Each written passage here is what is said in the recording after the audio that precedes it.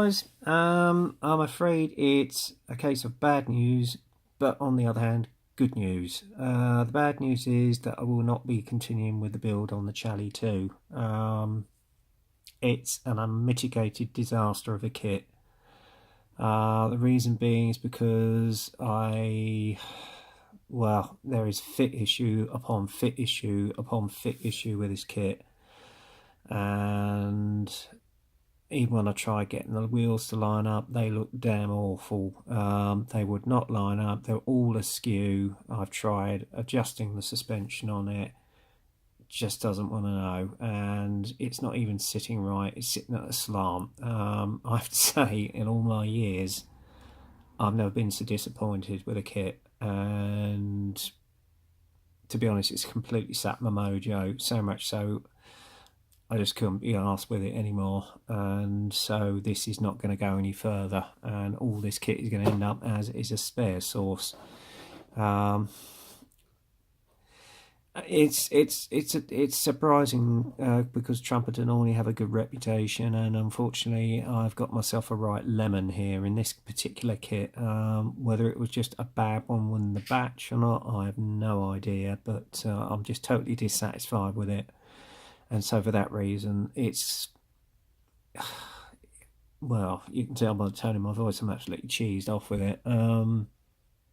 If I had my way, I'd throw the whole thing in the bin, but it was a present from my brother who bought it for me at Tankfest. So, bro, I'm so sorry, mate, but unfortunately you bought me a right lemon here. It is just a mitigated disaster of a kit, and I have lost my patience with it. Anybody who's seen the fit issues on my photos will see the suspension is just a total disaster, and it doesn't line up whatsoever, and it sits at a slant, and you try and adjust it, but it's just very poorly engineered, and whoever designed this kit needs shooting, quite frankly. So it's a shame because the actual kit I thought had potential. It's got lovely detail, it's superb, it's crisp, it's clear, but the fit is just atrocious, and it's off the shelf. That's all I've got to say about that.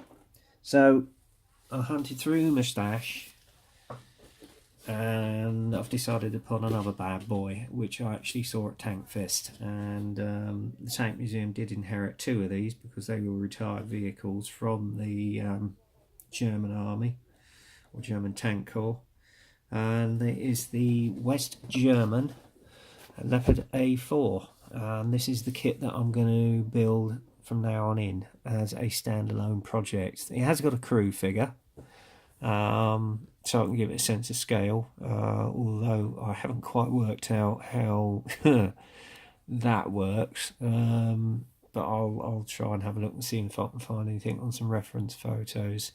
This was just an upgrade from the original Leopard 1, with more enhanced armour, a wider turret, radar enhanced gun, the lot, and served well in the German army up until I think around about 99, which I think is when the Leopard 2 came in to replace it. So that's going to be my next project. So what we'll do, we'll have a little inbox review, and then obviously from there on in I should be doing you further updates on this particular build. So here we go, the kit number on this one. It isn't a new kit, it's a fairly old kit. It is 35112 2500, and if you want to freeze frame that, by all means do so. Okay. Again, you got the same top box art illustration on there. This side it just shows you the other range you've got in there, and obviously you know I've built the Gepard, and then we've also got the Marder, which is I think an anti-aircraft version, I think, I'm not sure, which they do in their range. And then obviously you've got the colour call out here for a camoed version, which is quite interesting, with light earth and olive drab. I might do that one, I don't know. And then obviously you've got the crew figure here with the colour call outs as well. because obviously this is a Cold War vehicle. Right, as without further ado, we'll have a look at the instruction sheet. You've got them in Japanese as well as English, and again you've got the illustration of the kit made up, which does look extremely good, I have to say, and it is an immense looking beast. And two of these were powering around the arena in Tankfest, and wow, you just feel the power of those engines, I tell you. And they done half shift. Anyway, you've got little history about the vehicle there, which you can see, and then obviously a reference photo of the actual tank on manoeuvres out in West Germany. And then on the inside, first off, is, as you see, is obviously the running wheels and the sprocket and the idler wheel, and then the assembly of the back plate, which you can see there with the headlights, etc. And this looks like the assembly of the rear travel lock for the barrel. Okay, and then you've obviously got the ammo racks, fuel can, etc. that goes on the back plate. And then obviously what you do next is you've got a poly cap there, obviously for the upper hole to go in. I'm not quite sure what those are for. Oh, hang on, it's part of the frontal suspension for your idler wheel. So there you go.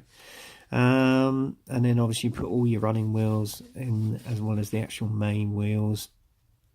And then obviously you've got some caps there, because obviously with this kit it was radio controlled originally, motorized.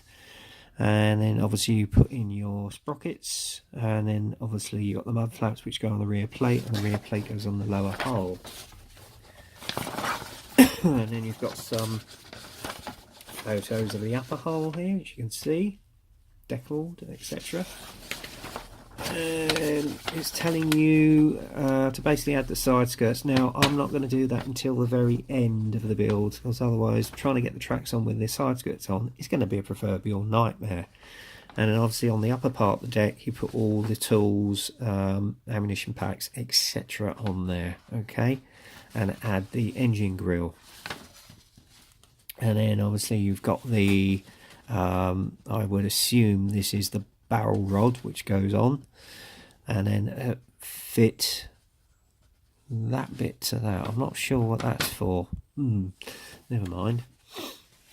And then obviously you've got the fitment of the driver's hatch, the wing mirrors, the headlights, and then the tow hooks that you see there. And it's showing you a photograph of the smoke dispensers as well as the machine gun. And then obviously the upper turret, which you can see here. And then obviously you've got the assembly of the smoke dispensers for either side. This, I would assume, is the range finder. And then obviously you've got the assembly of the machine gun. And the barrel unfortunately comes in two halves. So you're that's gonna be interesting as regards sounding. And then obviously that goes onto the front man there, along with the rangefinder. And then obviously you've got the assembly of the turret itself, okay, and obviously the mechanism for the barrel.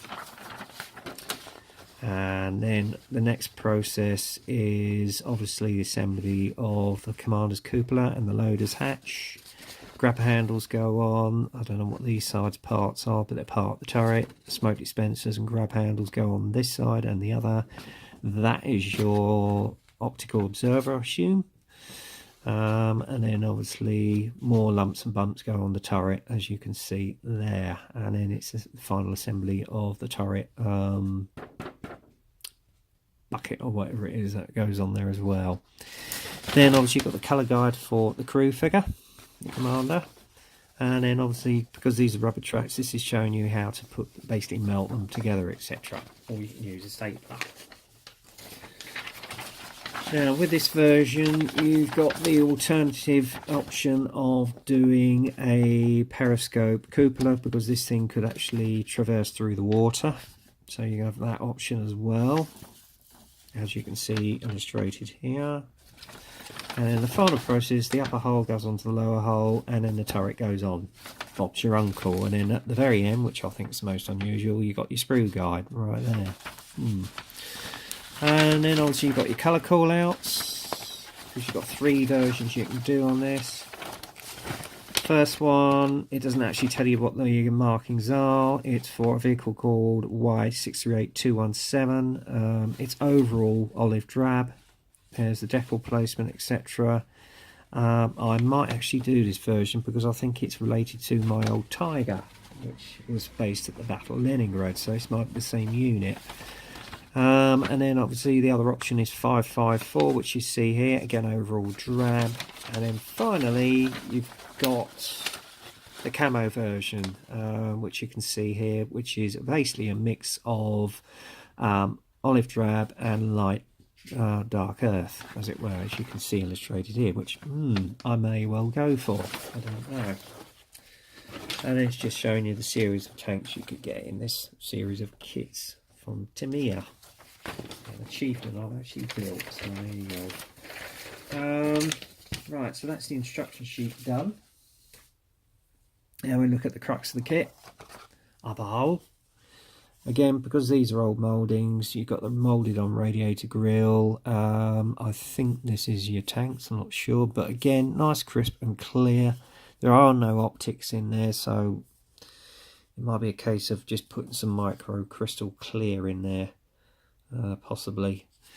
And then, again, nice, smooth, no uncluttered mess or anything like that. Very smooth upper hole. Nice level of detail there. I mean, this is an old kit, I think stemming from about 1970, 71, I'm not sure, but it still stands up for its age. And then obviously you've got the lower hole, again with the suspensions arms there, which are moulded on, as opposed to separately with the trumpeter chally. Say no more about that. So that's going to make life a little bit easier. Again, obviously, because you used to be able to motorise these, you've got the heels at the back, but you've got 2 lugs which you can actually fill that up with. And then what I might do is put some plastic card over these 2 holes and just put some filler in it. So there you go. Then you've got 2 bags of sprues, 3 altogether. And as is usual with Tamiya, they are stapled down. Nightmare. So we get them out. Again, moulded in dark green plastic, and I'm trying to get this into focus. You've got your side skirts here. Again, nice level of detail there. And I think this is one of the ammo boxes here. That's your tools and grab handle. And you've got your shovels there. Parts of the actual commander's hatch and cupola, rear back plate, mud guards there, tow hooks, and I have to say, for a kit of its age, the A machine gun, if I can get it into focus, is not bad. So yeah, not bad at all. And then obviously you've got your engine grills here, as you can see. And obviously you've got the telescopic cupola for when it goes in the water, and any 2 halves of your barrel there, which is going to be a bloody nightmare to sand, but I'm going to have a go. And then obviously you've got the components of the rangefinder right there. Okay, down here is your travel lock for your barrel, for when the kit is in when the tank is in storage or being carried on the back of a loader. Headlights, which you can see there for the rear. What else? I think there's other lumps and bumps on there which I can't go into. There you go. Next is the running gear and the figure. Yep, nice level of detail again. Very crisp and clear. Probably going to be pretty easy to mask as well when you're actually painting the tyres up. So there you go. Kit, figure, not bad. It's about the same sort of figure that I had on the Gepard, to be honest with you. In fact, it's probably the exact same one I had on the Gepard. So there you go. And then obviously you've got your lugs there for the bottom of the hull, which you can see. Driver's hatch. What else? Oh yeah, sprocket right here. And then you've got your running gear there. And obviously your road wheels, which are up here. So that's that. And final screw.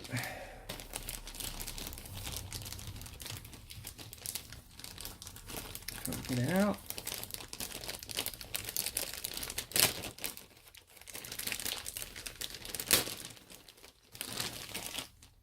And this is the components of the actual turret, as it were.